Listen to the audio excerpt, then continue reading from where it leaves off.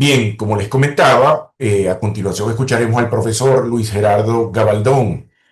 El profesor Gabaldón es profesor titular de Derecho Penal y Criminología en las universidades de los Andes, Mérida y Católica Andrés Bello en Venezuela. Es especialista en Derecho Penal y Criminología por la Universidad de Roma, Italia, y profesor e investigador asociado en la Universidad de Nuevo México, Estados Unidos de América. El profesor Gabaldón es uno de los profesores ancla de nuestra especialización en ciencias penales y criminológicas. El tema que abordará el profesor Gabaldón es infracción, narrativa e identidad en el abuso sexual por adolescentes. Profesor Gabaldón, bienvenido. Quiero conversar un poco de un trabajo que adelanto con Carla Serrano sobre el abuso sexual entre adolescentes, entre no cometido por adolescentes, y yo voy a especificar por qué en este caso. Y voy a comenzar dando un contexto general, conceptual, de cuál es el marco en el cual encuadramos esta conversación de hoy. Después voy a hablar un poco del método que hemos seguido, después de los resultados y finalmente las conclusiones, tratando de no pasar de 20 minutos, dado que el tiempo está bastante limitado. Bueno, tradicionalmente las razones para justificar las conductas delictivas encuentran el antecedente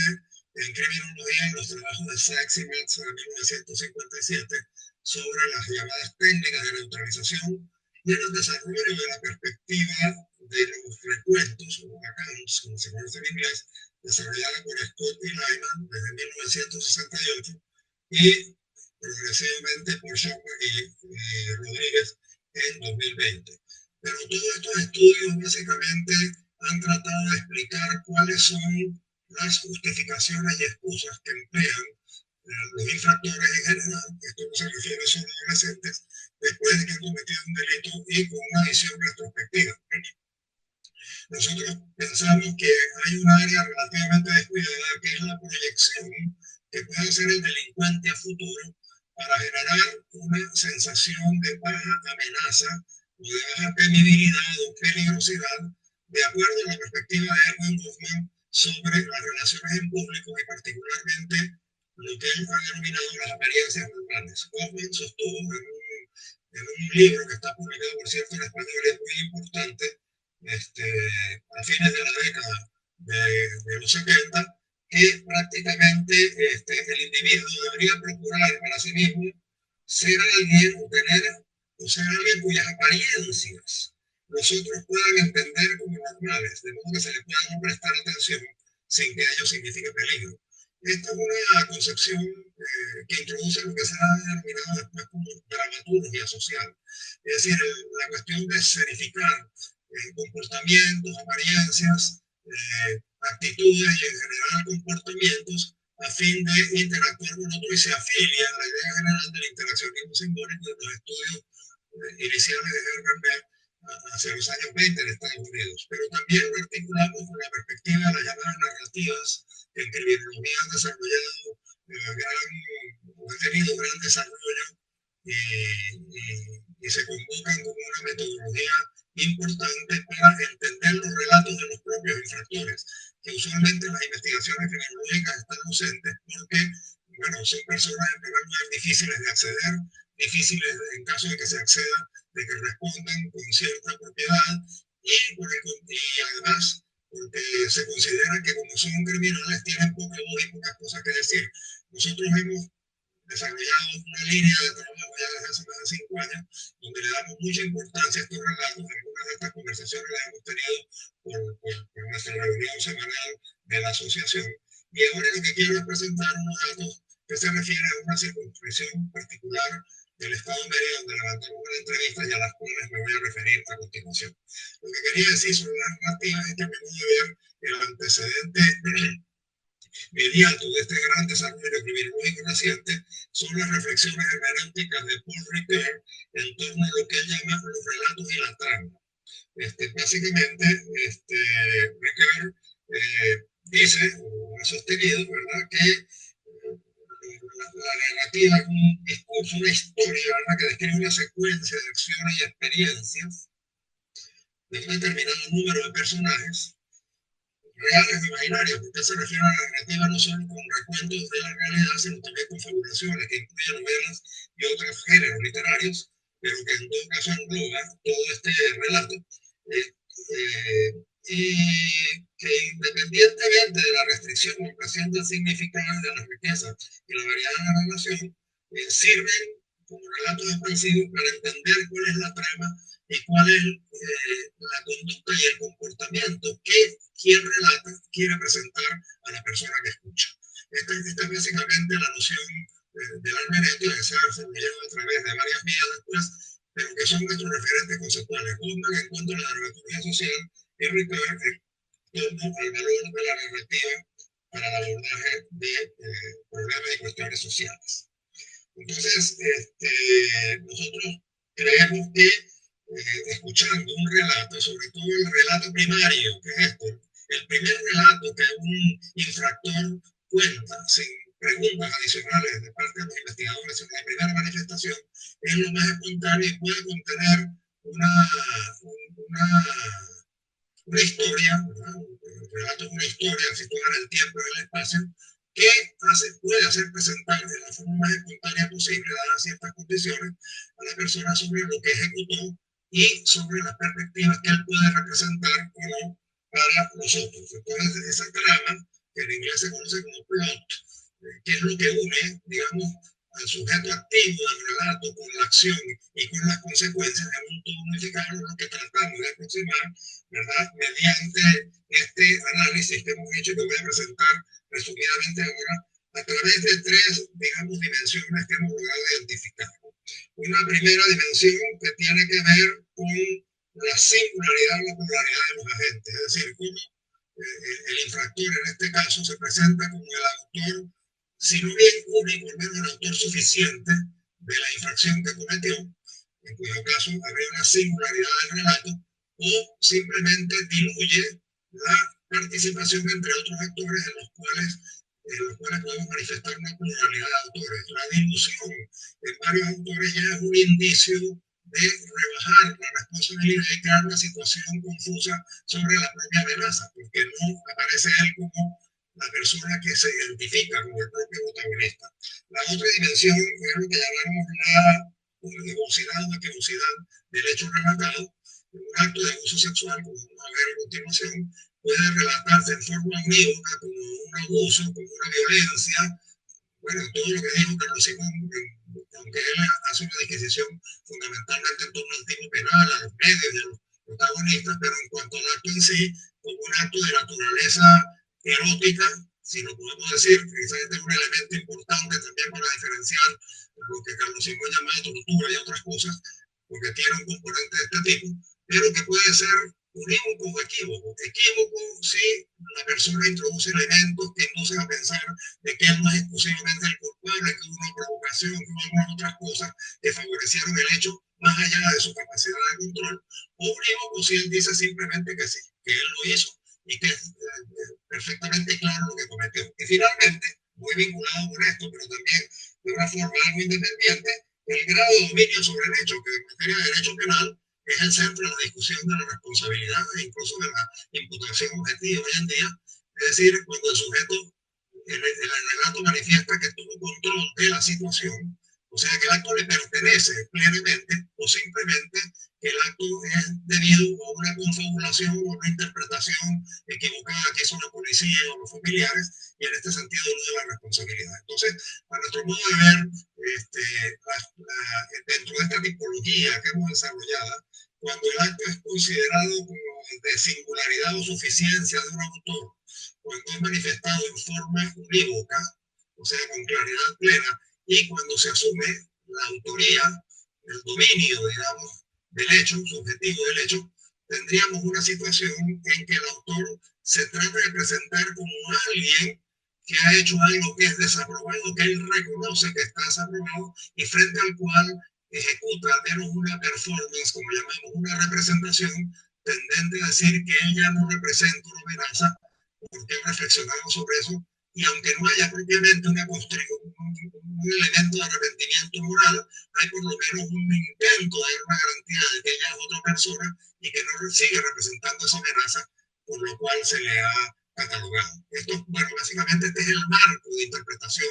que nosotros hemos, digamos, construido para aplicar la perspectiva de Goffman de la dramaturgia social a los relatos de estos chicos adolescentes. ¿Me están escuchando? Sí. De estos chicos adolescentes respecto al acto que cometieron. Voy a hablar un poquito del método, de cómo accedimos a los datos. Nosotros, los datos provienen de 8 entrevistas realizadas entre el 30 de marzo y el 7 de junio de 2023. Adolescentes sentenciados a medida privativa de libertad por el delito de uso sexual dentro del circuito de responsabilidad penal de adolescentes del Estado de Mérida. Tenemos también otra muestra de Caracas, pero eso ha generado, perdón, de los teques del Estado Miranda, pero eso ha generado ya otra reflexión. Y este es prácticamente sobre esta muestra que es de muy manera reducida, pero consideren ustedes lo difícil que es tener acceso a esto. Esto es otra discusión que podríamos también expandir, pero que no es el centro de nuestra reflexión en este momento. Estos adolescentes fueron abordados en la sede del Tribunal de Ejecución mientras acudían a diligencias diversas vinculadas a su caso. Nuestra preferencia era entrevistarlos en el propio centro en el cual estaban retenidos o sometidos a la medida socioeducativa de privación de libertad, pero no hubo colaboración del Ministerio de Asuntos Penitenciarios, la entidad de Mérida depende del Ministerio de Asuntos Penitenciarios, y por consiguiente tuvimos que acudir a las jueces de ejecución, quien a mi modo de ver, de manera sorpresiva y muy favorable, accedieron a que nosotros hiciéramos estas entrevistas en sus propios despachos, habilitándonos una sala especial para que, en mi caso yo mismo, con un asistente hiciera, digamos, la entrevista de acuerdo a un guión que describe, en primer lugar, cuáles fueron los antecedentes, qué fue lo que pasó, por lo que se encuentra detenido, y después unas preguntas adicionales sobre su propia experiencia durante el proceso penal y las perspectivas que él ve a la salida del establecimiento cuando la medida sea, digamos, sustituida por una medida menos gravosa, como podría ser libertad vigilada, reglas de conducta o alguna fórmula, digamos, alternativa de cumplimiento de la sanción. Nosotros adoptamos las salvaguardas del Código de Ética de la Universidad Católica Andrés Bello en cuanto al resguardo de la confidencialidad del informante, en cuanto al consenso absolutamente voluntario, la utilización de un seudónimo para designarlos en cualquier,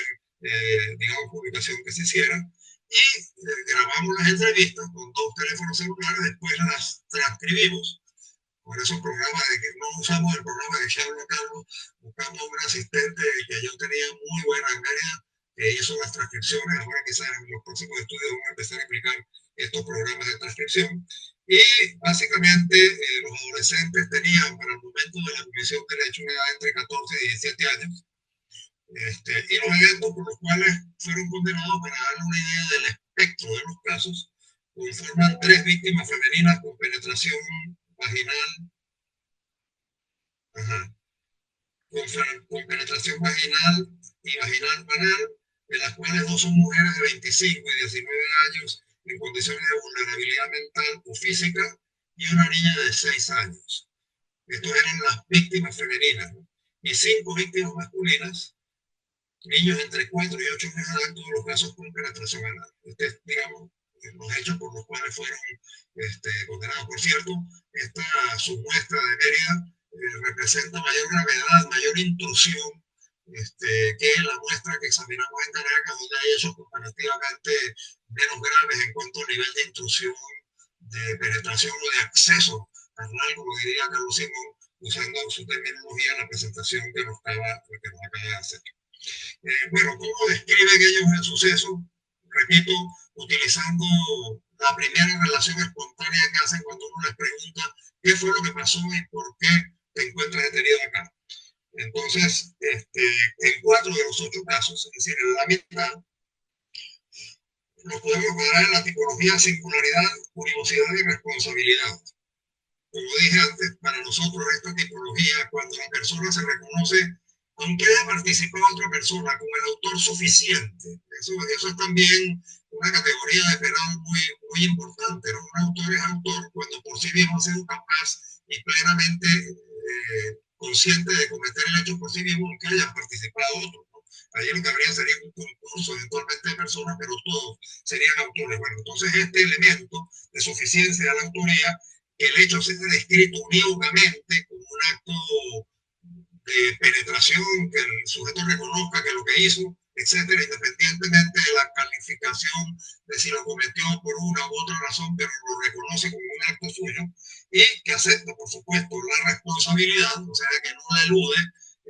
diciendo que él no fue el autor o que hay un equívoco, que hay, si se reúnen estas tres características, nosotros consideramos que el relato tiene plausibilidad para llevar el mensaje de que se acepta la responsabilidad y que hay un propósito, ¿sí?, de corrección, al menos si no hablamos de enmienda moral o de arrepentimiento, de corrección de la conducta proyectado hacia una audiencia. Entonces, en el modelo de Goffman, esto sería equivalente a esa situación en que alguien se pone, aunque después de un delito y no en los casos en que él discute de conversaciones y presentaciones a la vida cotidiana, en que la apariencia reviste un cierto carácter de normalidad y que uno ya no tendría que preocuparse necesariamente por el peligro que implica esta persona. Y en contraposición, en dos de los casos, ¿verdad?, observamos más bien la pluralidad, o sea que hay varios autores, pero el autor, el que está siendo entrevistado, diluye entre ellos todos y a veces niega el mismo y dice que los demás fueron los que cometieron el acto, entonces está rechazando, digamos, su propia participación como central, es equívoco, no define. Hay un caso, por ejemplo, en que se dice por una de estas mujeres que tenían una cierta minusvalía mental, que él no lo veía incluso como una persona familiar cercana, sino como una mujer que tenían relaciones desde hacía mucho tiempo. O sea, hay una especie de normalización, digamos, del acto y se rehuye, pues,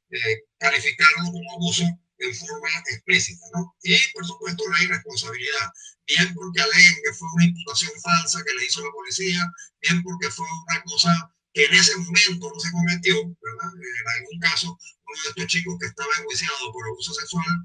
no negó haber tenido relaciones con esta persona, dijo, pero que en el acto por el cual lo estaban imputando él no participó, entonces allá hay irresponsabilidad. Y tenemos un caso que es difícil de encuadrar, porque, bueno, estos dos que negaron pluralidad, que de responsabilidad también,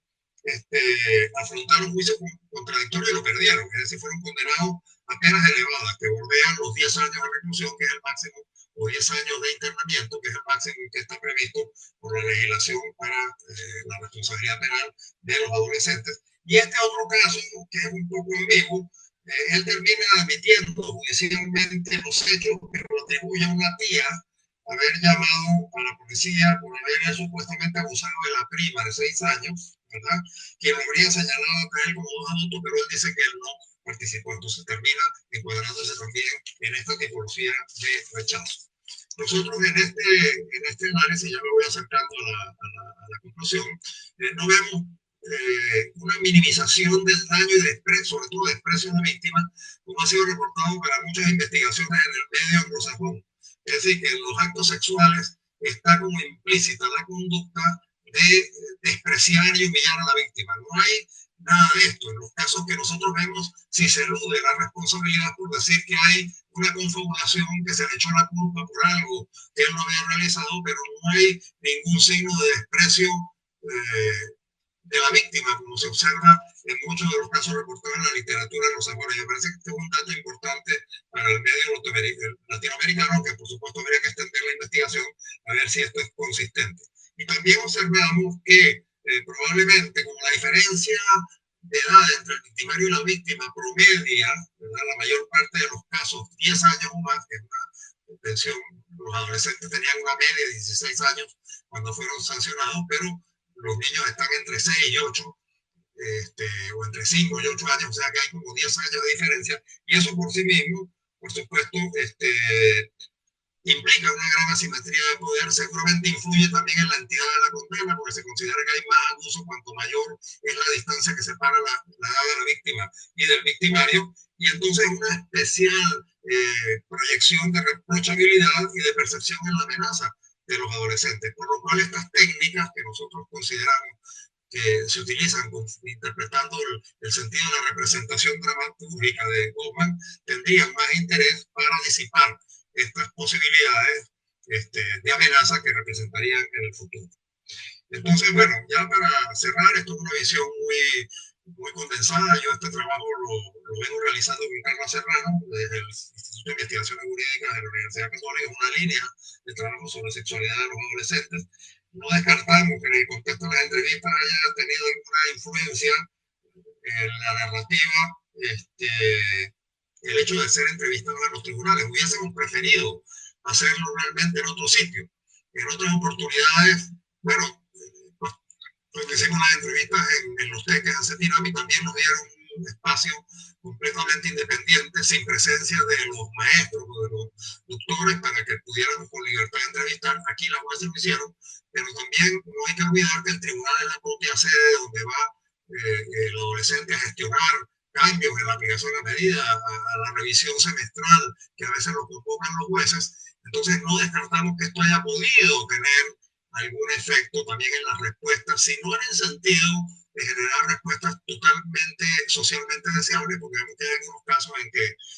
si consideramos que lo deseable es admitir la responsabilidad de hacer un propósito de enmienda, bueno, hay al menos 3 casos en que esto se elude completamente. Entonces no consideramos que es determinante, pero podría haber alguna, alguna, alguna respuesta en este sentido. Y finalmente pensamos que este corpus es un valioso recurso para explorar, más allá de los análisis que aquí discutimos, varios temas recurrentes para comprender mejor las infracciones juveniles, ¿no? Tales como el desarrollo y experimentación de la sexualidad y las relaciones interpersonales, la influencia de los pares y la masculinidad. El tema de masculinidad es también muy complejo y muy discutido. Estamos también reflexionando qué significa eso. Es muy ambiguo en muchos casos. Entonces, a pesar de que personas como Verónica Subillaga han hablado mucho de la masculinidad hegemónica y también hay un discurso en Estados Unidos sobre esto, no estoy tan seguro de que haya realmente una masculinidad hegemónica en el caso venezolano que identifique claramente dentro del patrón del machismo a todos los varones, y los casos de los adolescentes nos hacen pensar que esto podría ser así. Entonces este es un tema que también podría ser objeto de investigación, y el rol de la familia y las personas de autoridad de dominio sobre la conducta de los adolescentes. Entonces esto es lo que yo quería presentar, y gracias por la atención. Disculpen la demora por el problema técnico, y espero que hayan podido escucharme razonablemente bien. Muchas gracias, profesor Gabaldón.